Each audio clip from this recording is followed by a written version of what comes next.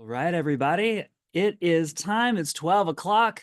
It's on a Wednesday. That means it's time for the Lunchtime Discovery Series. Hi, everybody. Good afternoon. Welcome to the show. My name is Chris Smith, coordinator for current science programs here at the lovely North Carolina Museum of Natural Sciences. And I am your host for the Lunchtime Discovery Series. This program is brought to you by the folks over in the Office of Environmental Education within the Department of Environmental Quality. And between the folks over in the Office of Environmental Education and us here at the Museum of Natural Sciences, a snow day can't keep us down.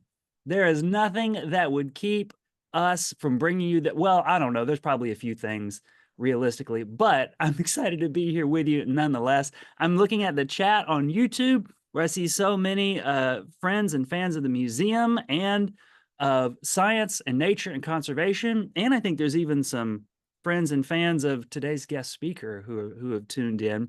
So the chat's going off. It's great to see where everybody is tuning in from, ready to learn and hear from interesting people doing interesting things and who know a lot about North Carolina's natural history. So remember, we're here every Wednesday at noon, at least most Wednesdays at noon. I hope everybody's being safe out there, taking care. It looks like a bunch of people are enjoying their snow days. Of course, the Museum of Natural Sciences is closed today, but we figured out how to make it work so that we could still bring you this fantastic program, which I guess let's just get into it. We should do it.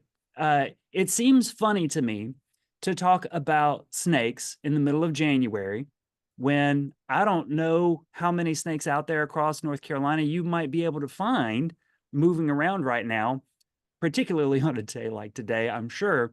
But if anybody's going to know anything about that, it's the person who probably knows the most about the snakes of North Carolina, at least the person that knows the most that I happen to know as well, because Jeff Beane is the collections manager for ichthyology. No, he's not. He's the collections manager for herpetology. Somebody wrote ichthyology in the chat, and it jumped into my brain, Jeff. I'm so sorry. He's collections manager for herpetology. That's the reptiles and amphibians here at the Museum of Natural Sciences. He's an expert naturalist as well, and has spent a lot of time out there in the wilds of North Carolina looking for our state's reptiles and amphibians. Jeff, how are you on your fishes? Well, I used to work with fishes. Worked with them for years before we hired real fish curators. But Oh, I've no forgotten kidding. most of what I used to know about them. Oh, well, now that I did not know. That's interesting. But I guess we're all gathered here to learn about North Carolina's long slithering friends. So I Yes. will turn it over to you. We'll get into it. Well, thanks for turning out, everybody, on this cold day. I don't think you'll be seeing any snakes today, except on slides here. Snakes are everybody's favorite topic, I'm sure. Otherwise, you wouldn't be here. I Um, thought look, all the people who are here in this chat talking about snow and snakes. I think you've got a lot of fans. There we go. I've got a lot of info to cover, so I'll go pretty quickly. This is just where snakes fall out in the animal kingdom. Like us, they're animals and chordates and vertebrates, but unlike us mammals, they're reptiles, and within the reptilia, they belong to the order Squamata, which includes snakes and lizards. And some people consider snakes a separate order rather than a suborder. Just showing you this because people always group reptiles as a group, and really snakes and lizards are not very close to turtles and crocodilians. Turtles and crocodilians are more closely related to birds than they are to snakes and lizards, but we still consider them reptiles. And people group reptiles and amphibians together, but they're not closely related at all. Amphibians are really closer to fish than they are any of the terrestrial vertebrates. So, but anyway, that's where things fall out in the animal kingdom. All snakes are limbless. Some have vestigial pelvic girdles and hind limbs, but you can't see them from the outside. But if you look at the skeleton, you can see where they used to have limbs. They have no external ear, middle ear, or tympanic membrane or eustachian tube, so they're deaf to airborne sounds, but they're very good at detecting vibrations with their entire bodies. The inner ear bones in our ear, the anvil, hammer, and stirrup in snakes, are fused into a quadrate bone that allows them to open their mouth very widely so they can swallow prey.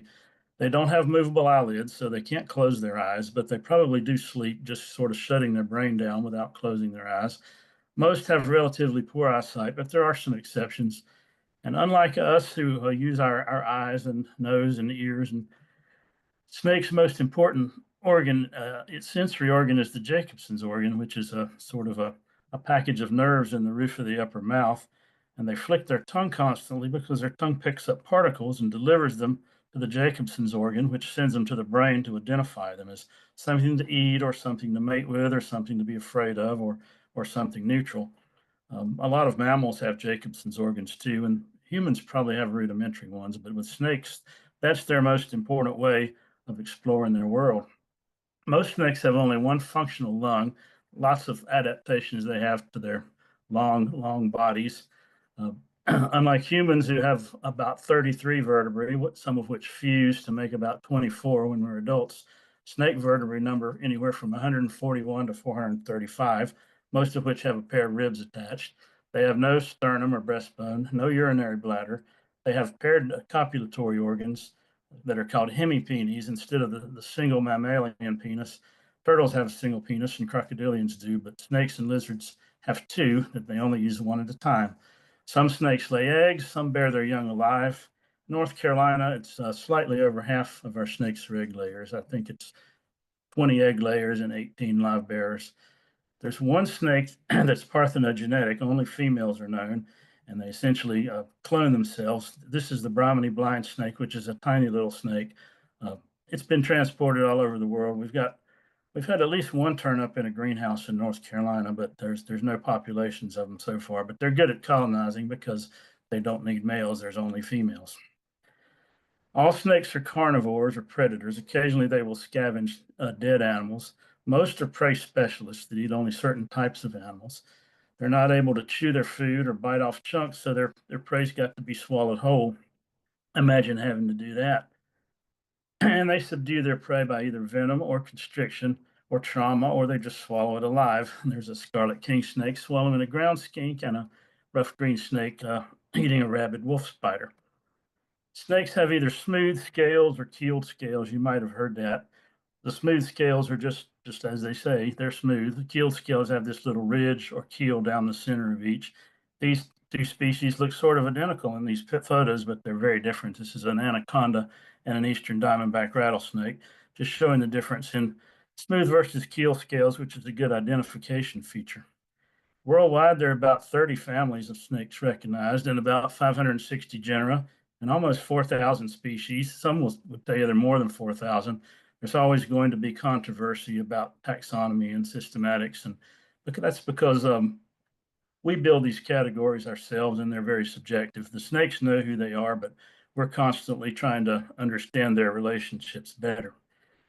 In North Carolina, we've got three families of snakes. We've got one elapid coral snake, 5 species of vipers. Those are 3 rattlesnakes, the copperhead and the cottonmouth. And the rest of our snakes are currently grouped in the big family Colubridae, which some people say should be split into more than one family. It's really kind of an unnatural catch-all group. But basically, we've got those 3 families, about 24 genera and 38 species of snakes in the state. And you'll hear people argue those numbers some too, because uh, taxonomy is always a controversial science. So I'll go through all the North Carolina snakes pretty quickly. You can look up all this in field guides or online, but we'll just go through it today for fun. I've got little range maps for each species here, and these maps are based on the solid dots on the maps. If you can see those, the tiny size that they are, the solid dots are based on museum specimens, either in our museum or some other museum. And the open circles on the maps, which you hopefully you can see, but maybe not.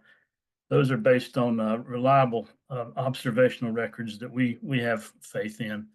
Um, and some of them are supported by literature or by photographs, but the solid dots are actual specimens that you can examine. I'll start with the small species of snakes. The worm snake's one of the most common snakes in the state. It's found pretty much statewide. It eats earthworms, and it also looks like a worm at a glance. It's a small snake, 8 to 10 inches long, shiny, with a pinkish belly. The belly color extends about 2.5 scale rows up the sides. Worm snakes you might find while you're raking through your mulch pile.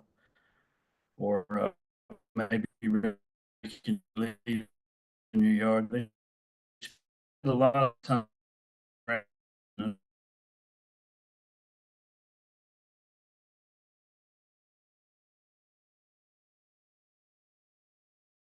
we found that they eat. Another one of the small secretive snakes is the rough earth snake, and these are very common around downtown Raleigh. You can find them along railroad tracks and in vacant lots downtown, sometimes under trash, under pieces of cardboard, things like that. When rough earth snakes are young, they have sort of a dark head and a light collar around the top of the head, and they tend to lose that as they get older. Earth snakes are live bearers, and their scales are keeled. They were for a long time placed in the genus Haldea. Then they were put in the genus Virginia for about 50 years, and then recently moved back to Haldea again. These snakes are also earthworm eaters, and they may eat a few other things, but earthworms are their primary prey. Very common in the Raleigh area. The smooth earth snake, which is still in the genus Virginia, is very much like the rough earth snake, but its scales are smooth instead of keeled. It doesn't have that light collar on the back of the head. Sometimes it has a scattering of little tiny black dots. These snakes appear to eat exclusively earthworms. We've never found anything else in their diet. And these are all very small, inoffensive snakes that don't bite at all and completely harmless to anything other than earthworms and their other soft-bodied prey. DeKay's brown snake is another very common urban and suburban snake. It's one of the most commonly misidentified snakes in the state. It's always having people bring us pictures of this snake and say, what is this? But it's a very common snake in Raleigh. It's even found in Central Park in New York. It's a really good at urban and suburban environments. These snakes eat earthworms too, but they also are feed really heavily on slugs. Slugs are a big favorite food item of them. They're live bearers, and they get to be about 15 to 18 inches long. Commonly found while raking leaves in your yard or your garden. Very common suburban snake, named for James Ellsworth DeKay, who was an early New York naturalist. Closely related is the red-bellied snake. This is our smallest snake that we have in the state. Adult males can be sexually mature at about 6 or 7 inches in length. And red-bellied snakes come in a couple of different colors. There's basically a reddish brown phase and then a dark gray phase. And occasionally you'll get one that's gray with this beautiful chestnut brown mid-dorsal stripe. But they can be born in the same litter, different colors, red versus gray, and they have a bright orange to red belly. These snakes also feed on slugs and snails. Smaller snails, tiny snails, they'll swallow whole, but the larger ones, they'll try to extract them from the shell. And if you've ever seen these snails in the genus Triadopsis that have these they're called three tooths, and they have these excreted teeth over the aperture. That's to protect them from things like red-bellied snakes and some of the ground beetles that specialize in feeding on snails, but they'll try to extract these larger snails from the shell if they can. They don't seem to like earthworms, just slugs and snails, and they're also live bearers. The ringneck snake is another small snake that's found statewide. In the mountains, ringneck snakes tend to have an unbroken neck ring and a patternless belly, often just plain orange or yellow.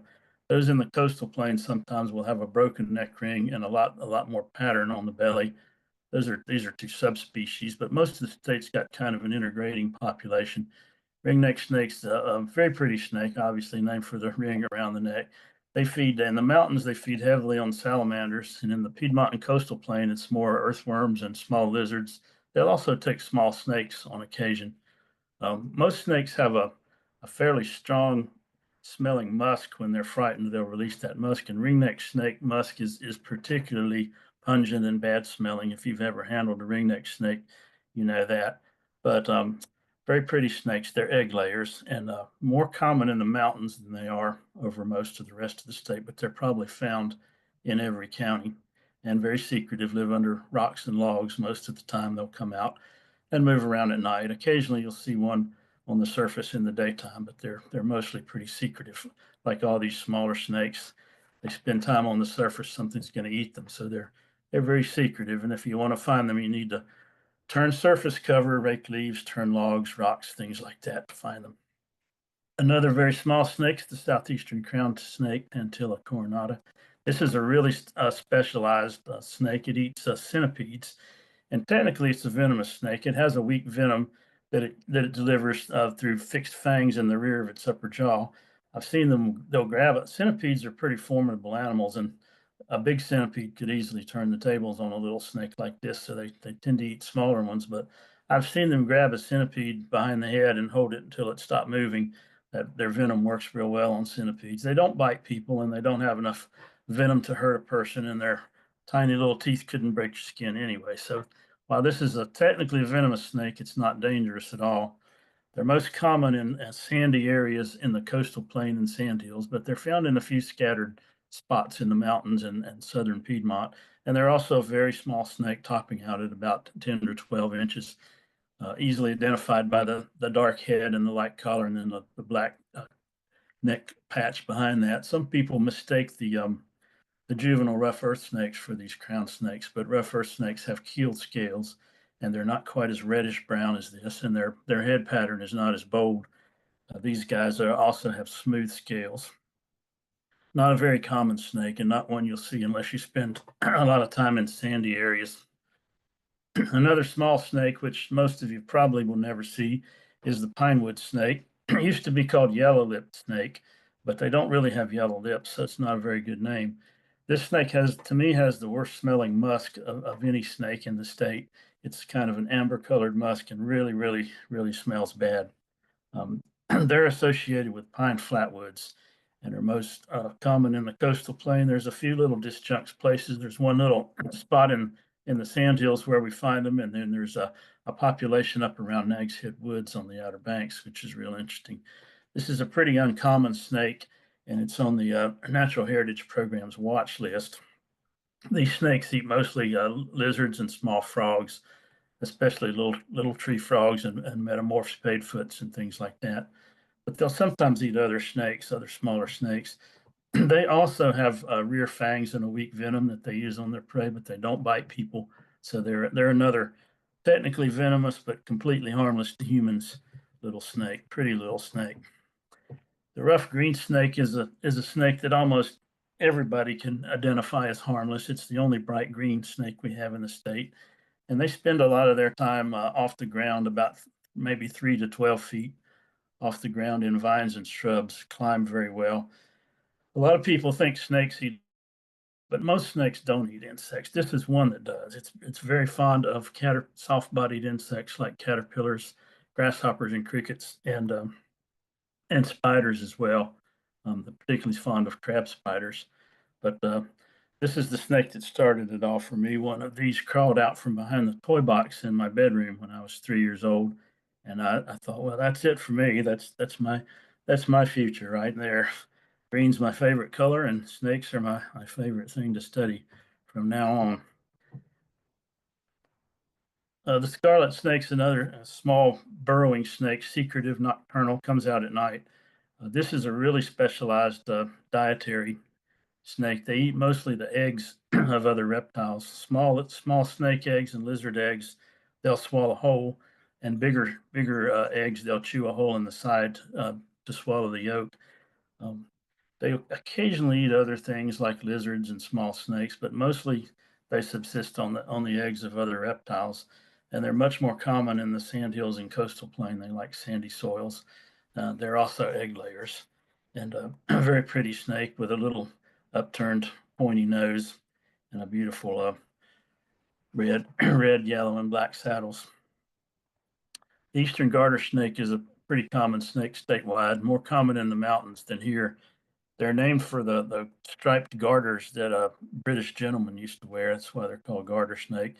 A lot of people miscall them garden snakes, but garter snake is the proper name for them. And they're very variable in color and pattern. Most have a mid dorsal yellow stripe and a stripe down either side, and then sort of a checkerboarding pattern in between. The ones in the coastal plain tend to be more spotted and less striped, and the ones in the mountains, like this one from Burt County, tend to be more heavily striped pattern. Some of them, particularly in the coastal plain, and sometimes here in the Piedmont, are very reddish in color. It's a very variable snake. and they feed on earthworms, fish, and amphibians primarily. Occasionally, will take other things. Garter snakes bear their young alive, and they have a pretty bad smelling musk as well. Some garter snakes will bite readily, and others are very gentle, but they tend to thrash around and release musk mostly if you handle them. And much more common in the mountains than they are in the Piedmont and coastal plain, probably because there are fewer snakes up there and they have less competition. The eastern ribbon snake, named for its long, slender, striped appearance, like a ribbon, is actually a type of garter snake. It's more slender than the eastern garter snake and tends to have this white spot in front of the eye and no checkerboarding in between the stripes like an eastern garter snake would. It's a very fast, active snake, sort of semi-aquatic, usually found near swamps and marshes, particularly cattail marshes. Much more common in the coastal plain, absent from a lot of areas of the Piedmont and Southern Mountains, but it can be fairly common up in that northwestern part of the state, really scarce down in the Southern Mountains. This used to be a really common snake around Raleigh. Back in C.S. Brimley's day, he recorded these snakes commonly, but they're hardly ever seen around here anymore, but still common in the coastal plain. They feed mostly on amphibians and fish primarily, and are very active snakes, tend to thrash around and be a little bit hard to capture. And getting into some larger species, the black racer is a real familiar snake. It's found in every county in the state, and it's a very generalist snake. When racers first hatch, they have this spotted pattern, and after about a year, they'll lose it and turn black. In different parts of their range, racers are different colors, but we have black ones here, and they have a little bit of white on the chin. The ones from the mountains have more white on the chin and throat than the ones in the coastal plain do. Sometimes when a racer is in pre-molt about to shed its skin, its eyes will be blue and its body would be more bluish or grayish or brownish than black because of the fluid that's secreted between the outer layer of the skin when it's preparing to shed. Racers are very fast snakes, like the name indicates. The scientific name is wrong. It means constrictor snake, but it was named by Linnaeus, who didn't like snakes very much, didn't know very much about them. These snakes are not constrictors. They will swallow their prey whole, or they'll hold it down with the loop of their body while they swallow it, and or drag it around till it sort of succumbs from trauma and blood loss. They feed on a wide variety of things, very not picky about their food. They'll eat amphibians, mammals, lizards, other snakes, some insects, especially large caterpillars and cicadas and things like that, and even birds on occasion. Racers are egg layers, and their eggs are covered with little granules that look like they've been spattered with sugar or salt. That's how you can identify their eggs. They're the only other snake that has eggs like that in the States, the coach whip. But racers communally nest sometimes, and you'll find two or three females using the same spot. So sometimes people will find a whole bunch of racer eggs in their mulch bed and wonder what they are. And if they have those little granules on the surface, that's what they are. The closely related coach whip is our longest snake in the state, but not the heaviest. It's a very slender bodied snake. It's state listed as a species of special concern, has suffered quite a lot from habitat loss, like all the other species in the longleaf pine ecosystem. It's found mostly in our sand hills and some of the higher, drier parts of our coastal plain. It's a kind of a sand ridge specialist that likes those dry turkey oak ridges. Coach whips are very beautifully adorned when they hatch, and when they get when they mature. In our state, they're mostly kind of coal black for about the first third of their body, and then it grades into a more of a tan color. Their tail looks like a braided whip, and that's where they get their name from. Their scales are bordered with dark and really form a really pretty pattern. That's a whip-like pattern. They're generalist eaters, but they really prefer to eat lizards when they're available, and particularly the six-line race runner is a very important item in the coach whip's diet. Even the big 6 and 7 foot adults feed heavily on these lizards. They'll also eat small mammals. They'll take birds on occasion when they can get them, and they'll eat other snakes as well. So pretty much I would consider them a generalist that prefers lizards when they have the opportunity to feed on them. Uh, a very fast moving, probably our fastest snake, and very intelligent as snakes go, and good vision as snakes go. I've radio tracked these guys, and they're very interesting to follow around. They know exactly where they are, and their range might be a mile across, but they'll use the same refugia within that range over and over again. They really are homebodies, even though they're very mobile snakes. The rat snake is probably about the most familiar snake in the state, certainly one of the most often seen. It's found statewide. When rat snakes are juveniles, they look like this. They're gray with these spots. And this is probably the most commonly misidentified snake we have in the state. Constantly, people are bringing these in or sending pictures and asking, what's this? And it's a juvenile rat snake. 90% of the time, if you find a snake in your house or in any other building, it's going to be a rat snake. They climb very well. They often live in dead hollow trees and places like that. And to them, a building is just like a giant hollow tree. They'll get into crawl spaces and things like that. They'll wander into houses in search of mice, but usually they find their way out again. Rat snakes in the in the Piedmont and mountains are dark black. We call them black rat snakes. In the coastal plain, they're more of a greenish with 4 dark stripes, and we call them greenish rat snakes or yellow rat snakes. Rat snake taxonomy has been in a big controversial mess for many years. I still call them Elaphia obsoleta, but most people put them in the genus Pantherophis now. And some people say we have more than one species in the state, but I think the rat snakes don't distinguish themselves. They're all interbreed, and I think there's probably just one very variable species. They feed mostly on mice and rats, as the name indicates, but they will certainly take birds also and bird eggs. And the juveniles feed mostly on tree frogs and lizards until they get large enough to take mice, which isn't long. A big rat snake can be 6 or 7 feet long. The records is 8 feet 5 inches, but I've never seen one that big in North Carolina. But the adults can take gray squirrels and small rabbits and things like that.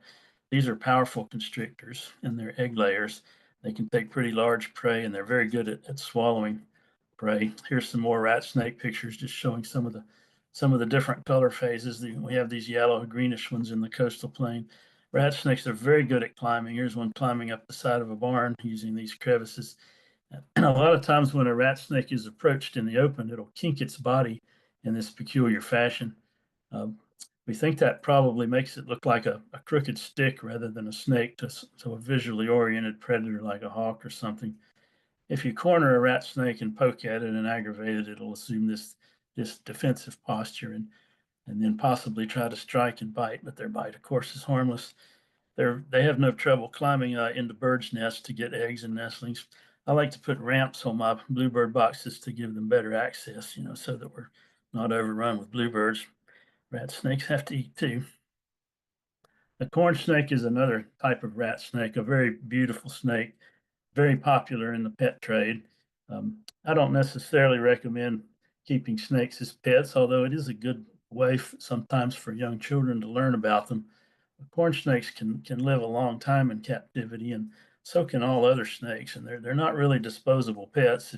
If I were going to recommend a pet snake, it would be a corn snake because they're usually docile. They don't get too large to handle, and they'll eat mice, which are readily available in pet stores, or you can raise your own mice. But uh, I prefer to tell people to keep snakes in the wild. But if you're going to keep a pet snake for 20 years or 30 years, a corn snake would be a good choice.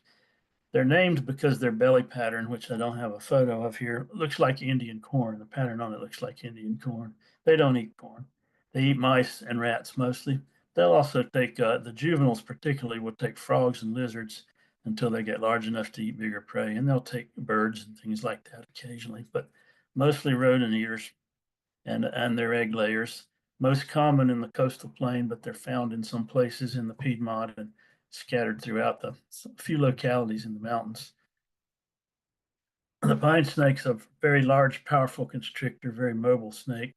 Um, as you might think, it's associated with longleaf pine flatwoods and sand ridges, sand hills.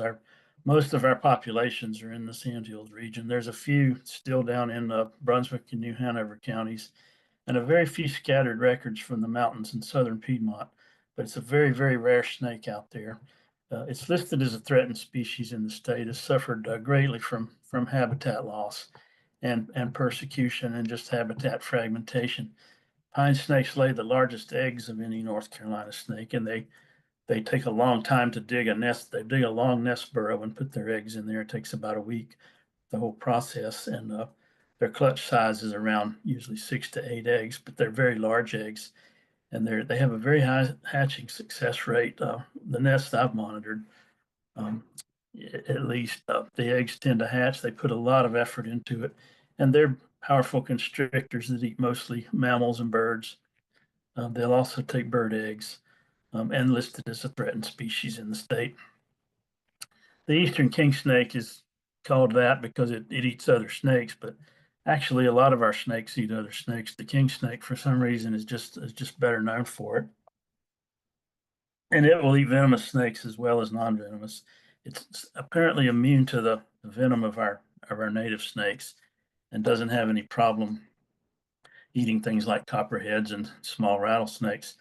Out on the Outer Banks, we have a form that was formerly known as a subspecies, the Outer Banks king snake, and it's actually still listed as a taxon of special concern in the state, even though it's probably not a valid subspecies, just a sort of an ecomorph, but it's found in the Inner Capes region of our Outer Banks. But king snakes are always thought of as good snakes because they eat venomous snakes, and people think that they kill venomous snakes or drive them away, but they don't kill venomous snakes just for the heck of it. Any snake to them is just a meal. They'll eat another king snake if they're hungry. They'll eat any snake, not just but they do eat copperheads on occasion. They eat also small mammals and lizards.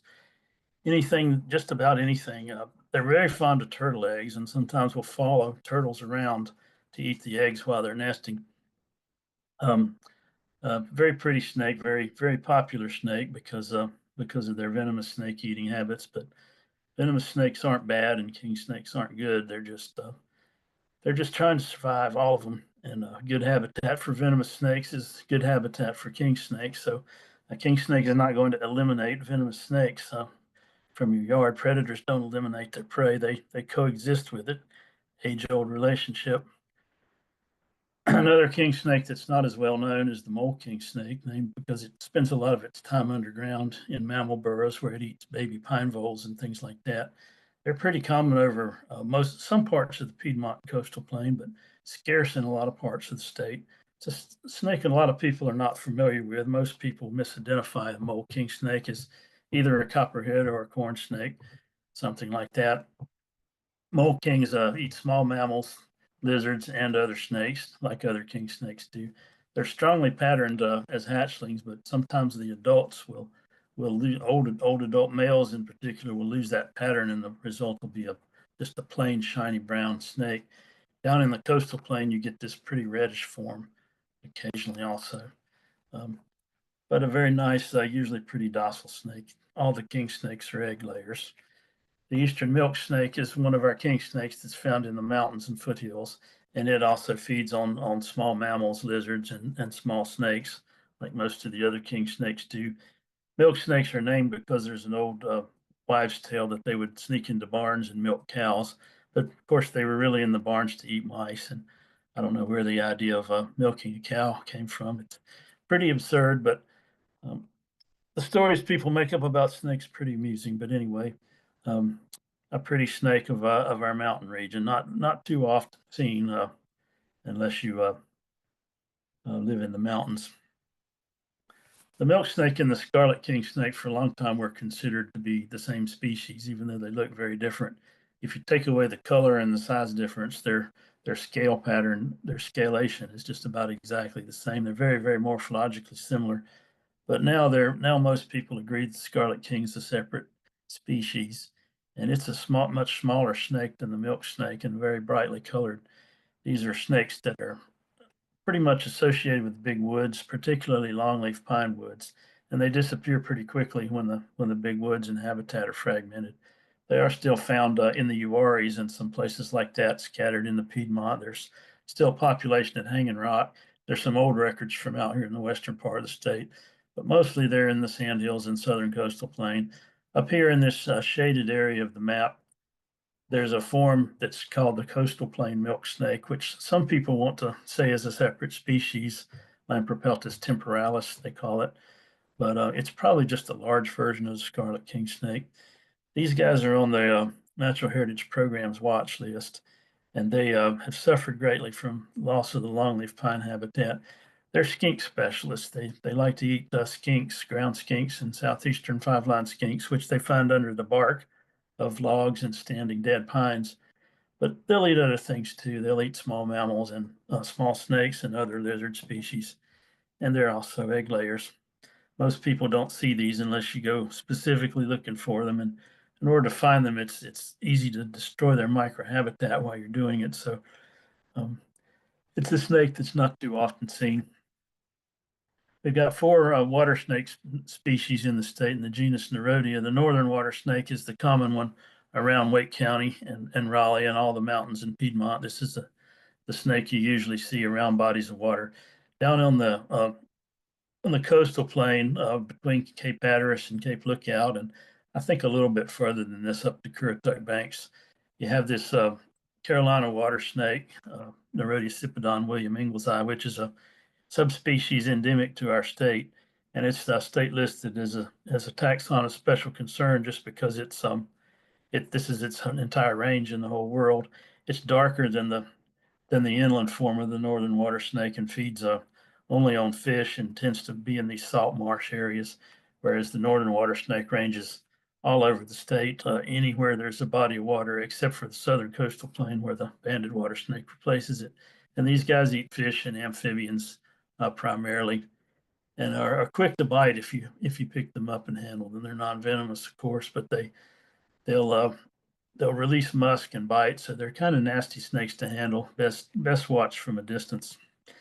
In the coastal plain, the banded water snake pretty much replaces the northern water snake and has very similar habits.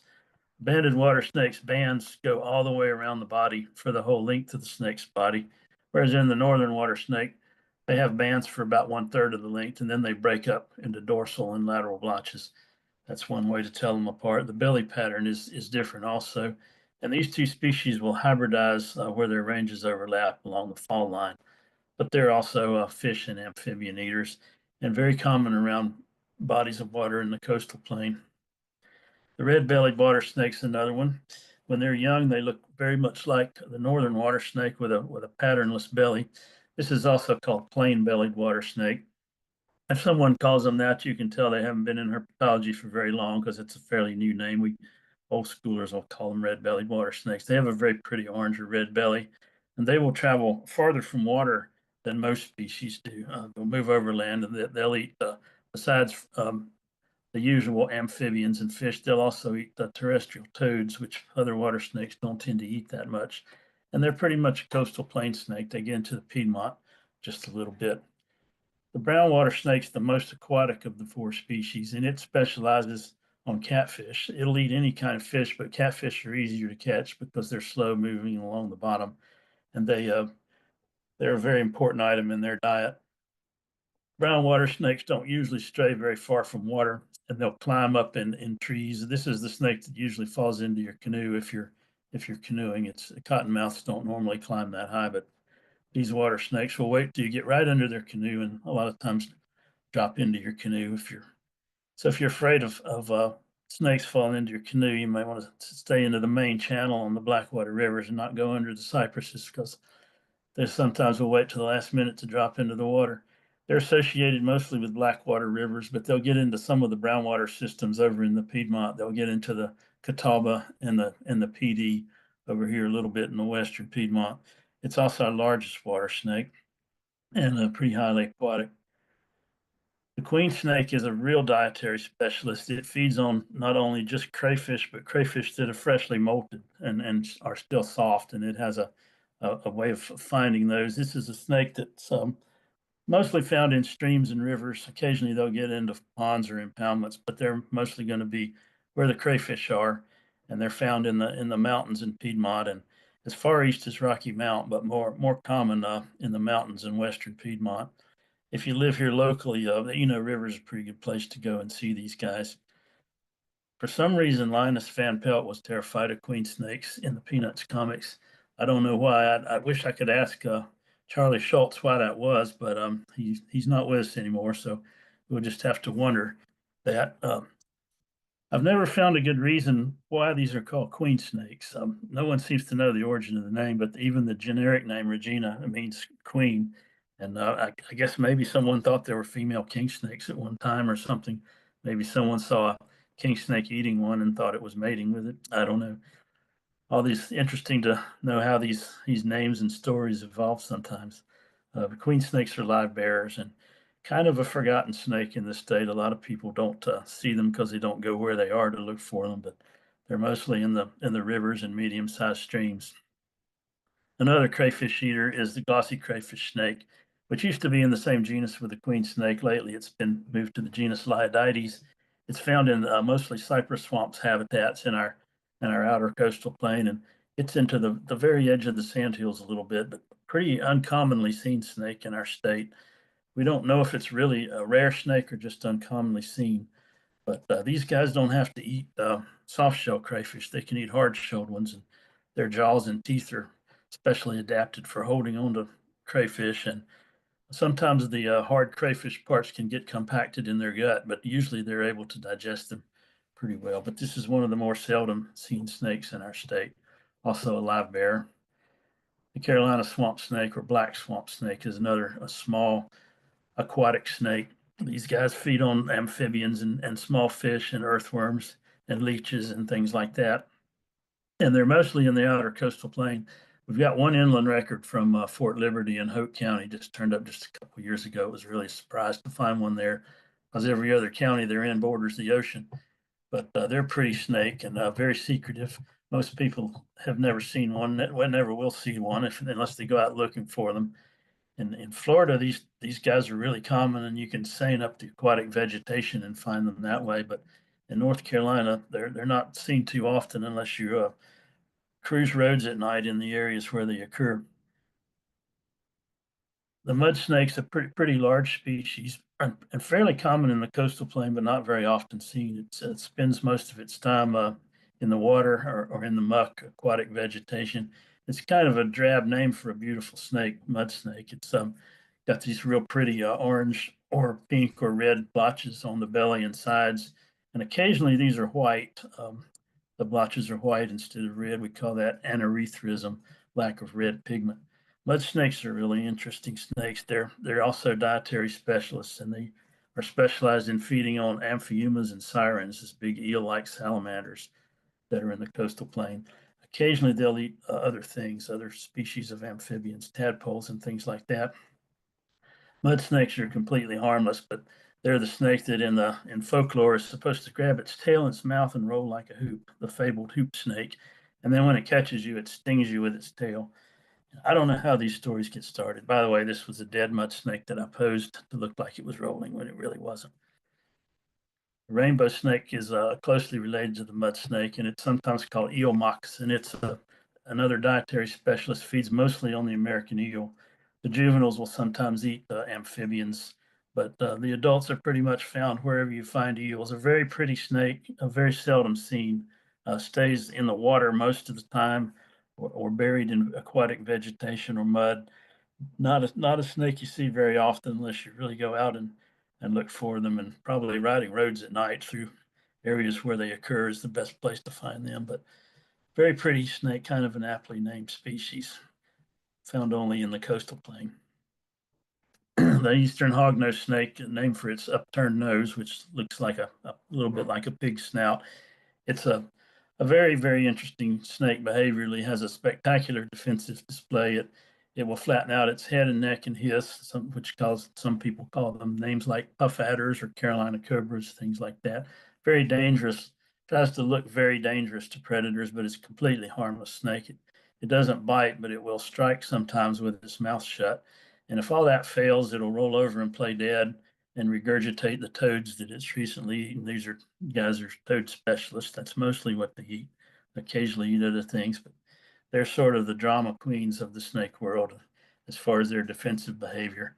They'll go into this behavior where they play dead is not really a conscious thing. It's more like an epileptic seizure or something. They it's called thanatosis, and it confuses some predators to have their prey play dead like that.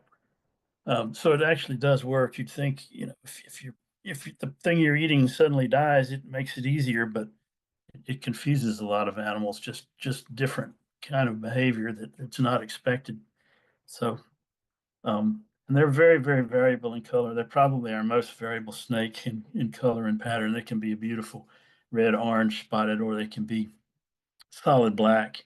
They all kind of look like these small spotted ones when they hatch, but some of them turn black as they get older, especially in the coastal plain. The southern hognose is a smaller species, much more specialized. And these guys eat mostly spadefoot toads. That's eastern spadefoot is the biggest item in their diet. They will take other frog and toad species and lizards like the six-line race runner occasionally, but they're a species that suffered greatly from habitat loss. They're a longleaf pine specialist. These old records from Wake and Edgecombe and Pitt counties, those are old. They don't occur there anymore. Our Sandhills region is their big stronghold, not just in the state, but in their entire range. They're found in 6 states overall, and they're gone from Alabama and Mississippi. They haven't been found there since the 70s. So just 4 states that they're currently found in. And they like upland sand ridge habitats, and they're listed as a threatened species in the state. They don't have the black color phase that the eastern hognose does, and they usually don't undergo the extent of its flamboyant behavior either. They'll usually just pretty calm snakes. I initiated something called Project Simus many years ago to try to gather natural history information on this species, just and keep track of its status in the state. That's all our non-venomous snakes. The other few species we have are venomous. The coral snakes are only member of the family Elapidae that the cobras and kraits also belong to. It's listed as an endangered species in the state and is very uncommon. You're very unlikely to see a coral snake in the state, even if you look for them. I know many people that have looked for them for years and years and never seen one, but they are still with us, and they are specialists on eating other snakes, particularly southeastern crown snakes and other small snakes like that. Coral snake venom is very dangerous drop for drop, but they're not a dangerous snake at all. I don't know of any legitimate records of deaths from coral snakes in the state. There have been a few in Florida where some kid picks up one and plays with it because it's pretty, but not the only way to get bitten by a coral snake is pick it up and handle it roughly. Maybe if you stepped on one barefooted, you could get bitten, but they normally just don't bite, and they're not as good at delivering venom as our pit vipers. So they're a you're very, very lucky to see a coral snake in the state and not in any danger from them unless you handle them. The copperhead is our most common venomous snake by far. It's found all over the state.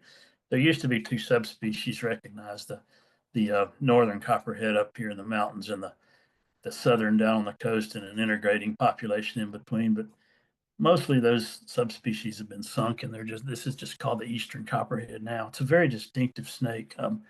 It has a very distinctive pattern of hourglasses or saddles. Some people say they look like Hershey's Kisses from the side, but these saddles are wide on the side of the body and narrow in the center on a lighter background. The juveniles have a bright yellow tail tip, sulfur or greenish yellow, and they use that. They'll flick that tail to attract things like frogs and lizards. It's called caudal luring. They tend to do that. It's kind of an interesting behavior. But copperheads are not picky about what they eat. They like to eat cicadas and large caterpillars, but they'll eat lizards and small snakes and mammals and even birds occasionally, frogs occasionally, but mostly small mammals and large insects. They're one of the few snakes that does eat insects, but it's mainly cicadas and large caterpillars and things like that. Just some more pictures of copperheads showing all the beautiful camouflage. This is a pair that's mate guarding. Pit vipers, a lot of times, when a male is mated with a female, he'll stay with her and try to keep other males away from her for several days afterwards. Beautifully camouflaged snake. Everybody can see the copperhead in that picture, right? There's actually 4. There they are. People get bitten by copperheads because they don't pay attention, and they have this super camouflage, and they're always stepping on them or putting their hands on them. That's the way to get bitten. Awareness can prevent almost all snake bites. The cottonmouth is closely related to the copperhead, and the juveniles look very similar. Cottonmouths are so called because they will show you the interior of their whitish mouth. It's not because they have a white mouth. Almost all snakes have a whitish mouth, but cottonmouths have this gaping display that just lets you know, here I am. don't step on me. That's all they're trying to do. They're not trying to bite. See, this cottonmouth's fangs are not extended. He's not trying to bite me. He's just gaping and showing me, this is a warning. Here I am. Don't mess with me. Cottonmouths usually don't go far from water. They're sort of semi-aquatic snakes, and they eat fish and amphibians primarily, but they'll also take mammals, and they'll take other snakes and just about anything they can get, really. They've even been known to eat juvenile turtles, juvenile alligators, things like that, but mostly fish and amphibians. And cottonmouth's not a snake you want to get bitten by. They have a lot of bacteria in their mouth, and sometimes you get a secondary infection. Their venom's a little more potent than the copperheads as well. They don't, but they won't bite unless you force them to. They'll warn you to go away and leave them alone. And they're pretty much a coastal plain snake. They follow the fall line. These old records from Raleigh and from Chatham County are sort of suspect. There's a story behind the Chatham County when it was probably introduced, and they're not found in downtown Raleigh, but they are found in eastern Wake County, out near Robertson's Pond in that area. That's the only place in the county they've been found, but common in the coastal plain. The pygmy rattlesnake is our smallest venomous snake. Its rattle is very tiny, and in order to hear it rattle, you have to put your ear right down on it, usually. It's a little insect-like buzz. Um, Pygmies are listed as a special concern species in the state. Out here on the Albemarle Peninsula, they have this beautiful brick red phase that was very popular in the pet trade. So the Wildlife Commission officers out there are always busting people for collecting these. People know that they can go there and get them. Over the rest of the state, they're mostly this lavender or gray color phase, and this pair is also make guarding like those copperheads were. Pygmies eat a wide variety of things. They'll take amphibians and lizards, and they're fond of these large centipedes for some reason, and some other arthropods they'll take, and small mammals like mice and shrews. Pygmy rattlesnake bites are painful but not dangerous. You might have the tip of your finger rot off, but you're not going to die from a pygmy rattler bite. But you definitely don't want to be bitten by any of these venomous snakes. Timber rattlesnake is our most common and widespread rattlesnake, and it used to be found statewide, and it's been eliminated from most of the heavily settled areas of the state, but still common in the parts of the more rural coastal plain and mountains. And these guys feed mostly on mammals and birds. Adults take gray squirrels pretty often, but the smaller ones will eat mice and rats. But a very docile snake mostly, again, unless you step on one or pick one up, you're not going to be bitten. The eastern diamondback is probably our rarest snake we have in the state. These old records from Cumberland and Robeson counties are old. They don't occur there anymore. There may be a few left in western Pender County, but mostly the viable population that's left is on Camp Lejeune down here in Onslow County in the impact areas where people can't get to them. This is our heaviest, most massive snake. Potentially, it's our most dangerous, but statistically, it's not dangerous at all. I don't know of any legitimate bite records from these in North Carolina. It's just such a rare snake, and they feed pretty heavily on rabbits as adults, and the smaller ones will eat mice and rats. They'll take birds occasionally, but it's mostly rodents and rabbits that they eat. You'd be very lucky to ever see one of these. They're still more common in Florida and Georgia, but they're an endangered species in North Carolina. A rattlesnake's rattle is made of overlapping segments of keratin, the same material that's in our fingernails, and they have special shaker muscles in their tail that produce this characteristic buzz. You can't shake a rattlesnake's rattle loud enough to produce the buzz that they can because those muscles are incredibly fast moving, and a rattlesnake adds a segment every time it sheds its skin, not every year of its life, but every time it sheds, and they form from the base, from the matrix. This rattle's obviously been broken off. If a snake is young, it'll have a button on the end and a very tapered rattle, and the older snakes will have this more uniform rattle. There's a lot of myths about rattles, and they're fascinating. People from the Europeans came over here, they'd never seen anything like a snake with a buzzer on its tail, so they made up all sorts of stories around the rattlesnake and its rattle.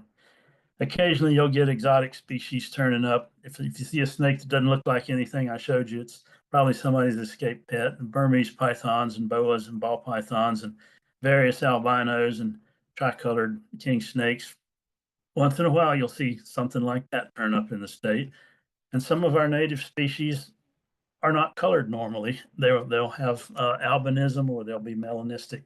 This is a black rat snake that turned up in Alamance County, and eastern hognose from Moore County, and a rough earth snake from Gates County, and a cottonmouth from Bertie County. We named him Butterscotch and kept him alive for a long time, and a worm snake from Wake County. And this copperhead from Robinson County had a real weird pattern. He's got the normal copperhead pattern up front and in the back, but he's got this weird stuff in between.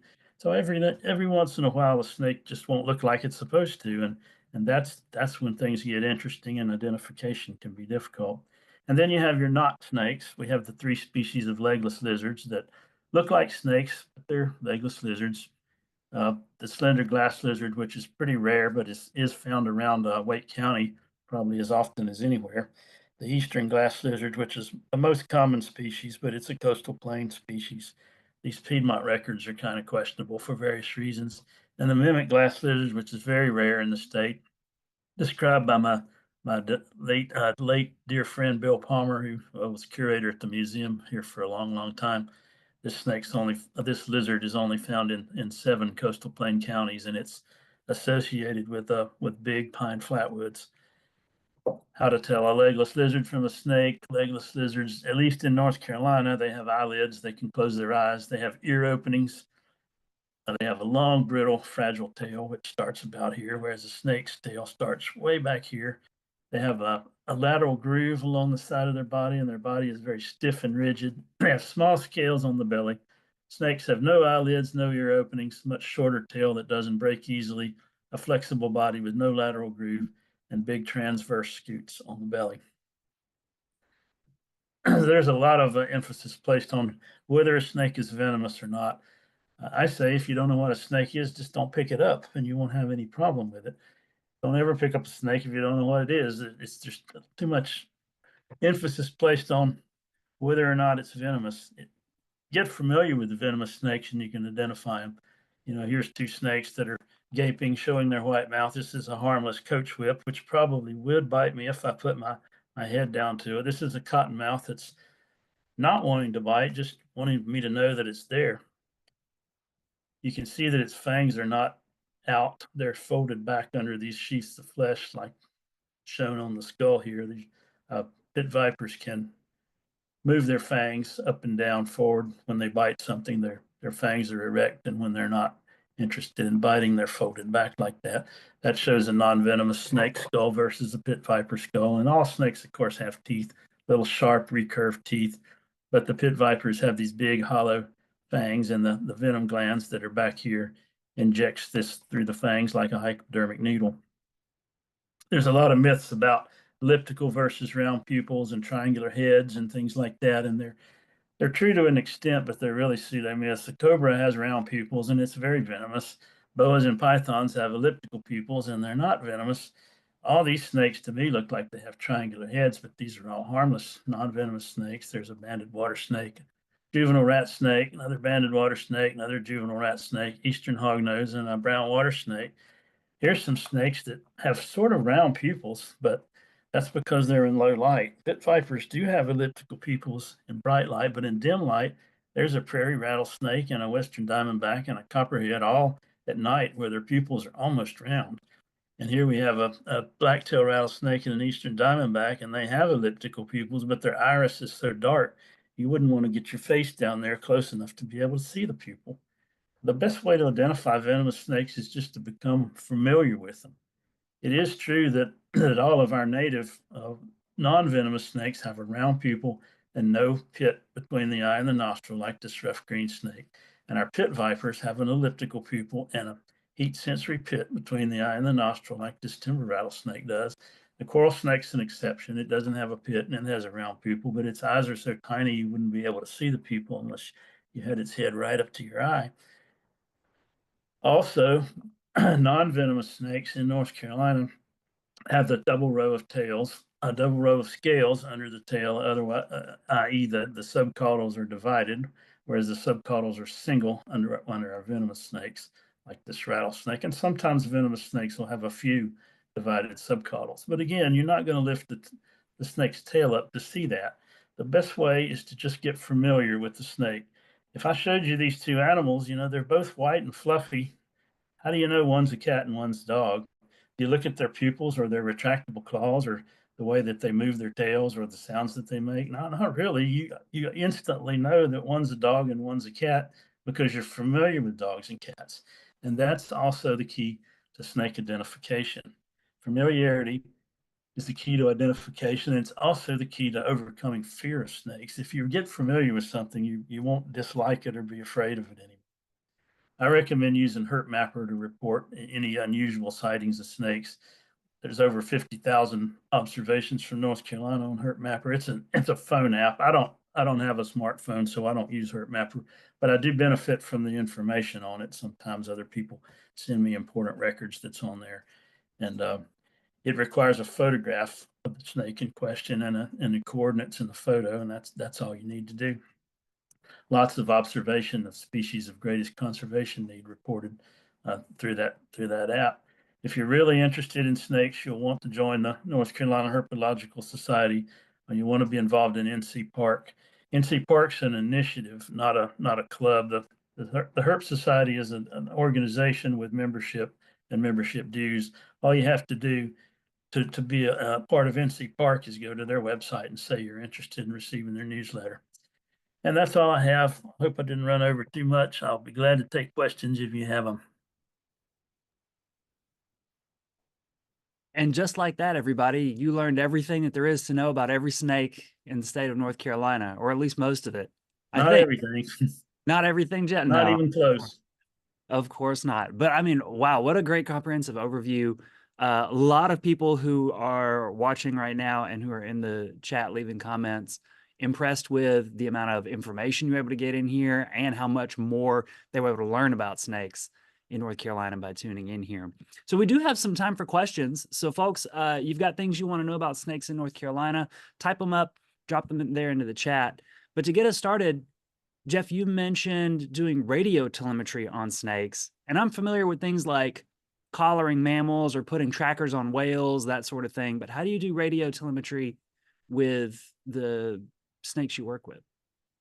Well, snakes obviously don't lend themselves very well to radio collars or any other kind of external transmitters. Um, they're surgically implanted in the body cavity of the snake, and they have an antenna, a little flexible wire antenna that goes subcutaneously anterior to the transmitter. Snakes are used to having big things put into their bodies. They swallow huge food items, so they don't seem to mind the transmitters too much. There are ways to attach external transmitters to snakes, particularly rattlesnakes. You can sometimes glue or tie a transmitter to the rattle itself, but those don't last as long, and they tend to get dislodged easily. The surgical transmitters, they'll last a year, 2 years, sometimes even longer, depending on their size. But yeah, they have to be surgically implanted. And our vets here at the museum, Dan Dombrowski and Shane Christian, and their folks, they do the surgeries for me. They love to do those in the veterinary window. If you combine snakes and cutting something open, it's just an unbeatable combination to get people in. They've had hundreds of people sometimes stop in to see snake surgeries. I have to say, yeah, I have had the opportunity to see that, and it is fascinating. It's also interesting to me to hear about the kind of insights you gain from doing that type of research. Can you share a little bit about what it's like to go out into, I don't know, a longleaf pine savanna and trying to track down a pine snake? Well, it's a lot of fun to track them. I've tracked snakes for like I guess 25 years or more, and I'm always learning new things about them. Uh, Pine snakes and coach whips I've tracked a lot, and they're very much homebodies. They know exactly where everything in their territory is. They'll use the same mammal burrows or stump refugia year after year to hibernate in or just to hang out in during the summer. And they'll go months between going back to that refuge, and then they'll find it again. I don't know how they find it again. It's easy to say that they might follow scent trails, but these woods burn pretty often, and it rains 100 times in between. I don't believe that scent could last that long. I think they have some kind of map in their brain that allows them to find these particular stump holes again and again. Southern hognose snakes I've radio tracked too, and they seem to be a little bit less have a little bit less sight fidelity. They tend to wander a little bit more randomly, but they have much smaller home ranges. They don't move around as much. But pines and coach whips are big mobile snakes. They can move a long way in a day if they want to. I've had a little experience with rattlesnake tracking, but mostly I've tracked those three species: pines and coach whips and southern hognose. And the transmitters I have don't have a big range. They're not like satellite transmitters that you can put on whales and sea turtles. They're tiny, so you have to be out there in the habitat to track them. And they have a range of maybe a half a mile to a mile. So you got to get pretty close to them to be able to pick up the signal. And you can pinpoint exactly where they are, underground once you get close to them. So that's what it's like. It's just out there pinpointing the exact spots and taking GPS readings and trying to work out their home ranges. That's fascinating stuff. All right, let me get you some questions from our viewers real quick. Mark wants to know when the last time someone saw a coral snake was. Do we? Uh, this year, we have an associate named Chris Acali who spends a lot of time in the southeastern corner of the state, specifically looking for coral snakes. And I think he got one roadkill this year and maybe one last year. They're That's still awesome. around. It's just they used to turn up pretty often at Carolina Beach State Park, and the rangers would always let us know if they found one. I haven't heard from them in a while, but they have a lot of ranger turnover, so the ones there may not be letting us know that they're finding them. But yeah, there at least one turned up this year. Well, not this year, last 2024. 2024. Right. Interesting stuff. Let's see. Stephanie says, I learned that live birth versus egg laying snakes has something to do with whether the snake evolved in colder or warmer climates. Is that the case, or is there another reason that you know of? That may be the case, but there could be a lot of other different reasons. It may just be some strategies just work better than others do. There's a trade-off either way. If you put your eggs somewhere safe and then you get killed, your eggs are still out there. If you're carrying your babies with you and you get killed, then your whole family is gone. It's a trade-off.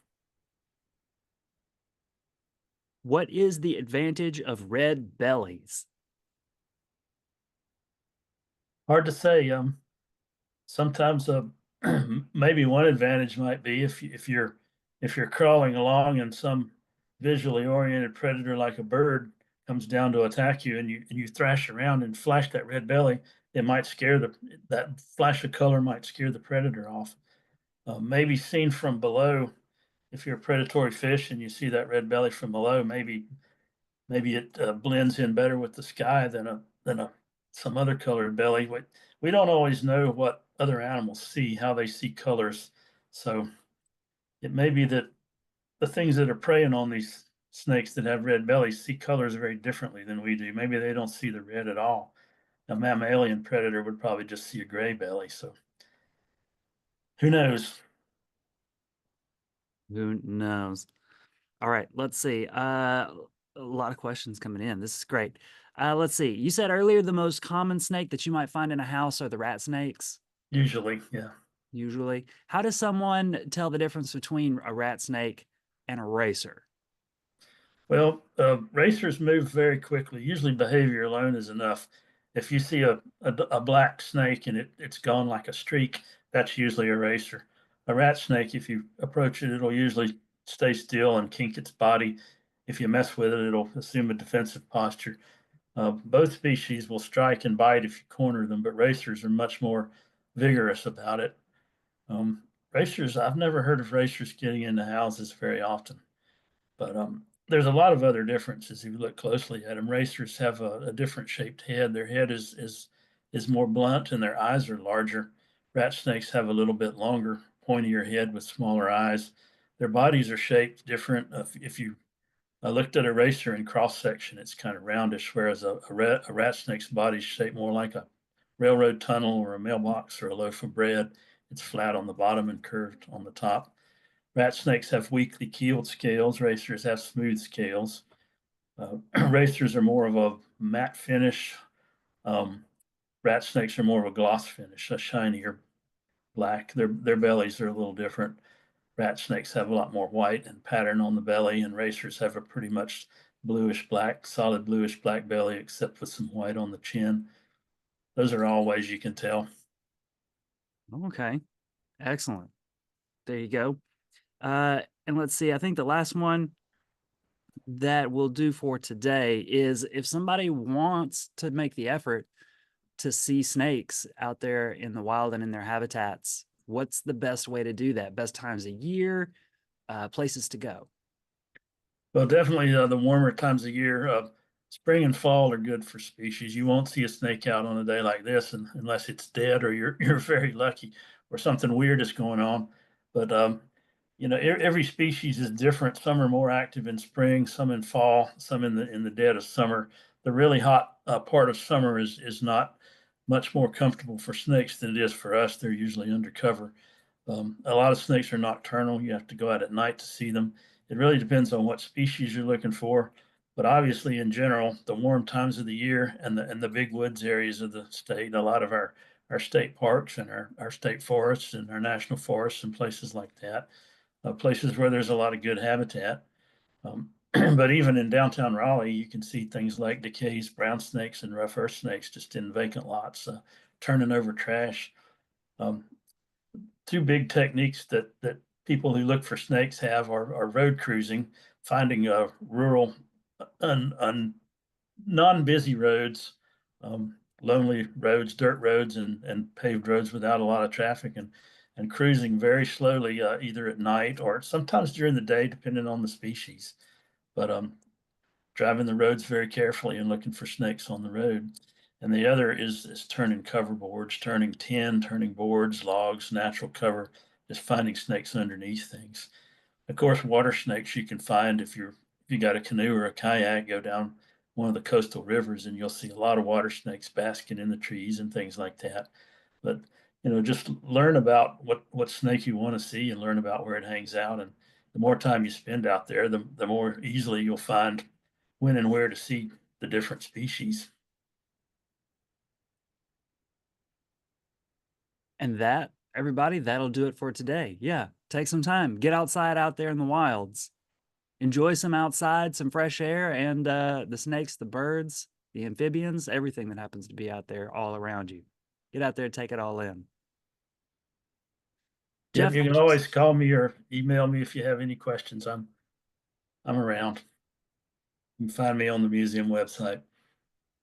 And there you go. Get a picture of a snake. You can send it to Jeff Beane, and he'll let you know that it's not a copperhead, Yeah. unless it is a copperhead.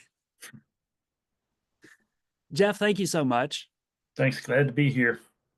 Awesome job. Fantastic. Thanks everybody for tuning in to today's edition of the Lunchtime Discovery series. We'll be back here again next week. Yep, Wednesday at noon. In fact, weather permitting, we'll actually be on site here at the museum inside the SCCU Daily Planet Theater and online. So you can tune in here or you can come and join us inside the museum to meet the guest speakers and hear their presentations and ask your questions. Thanks for tuning in today, folks. We'll see you again next week. Bye, everybody.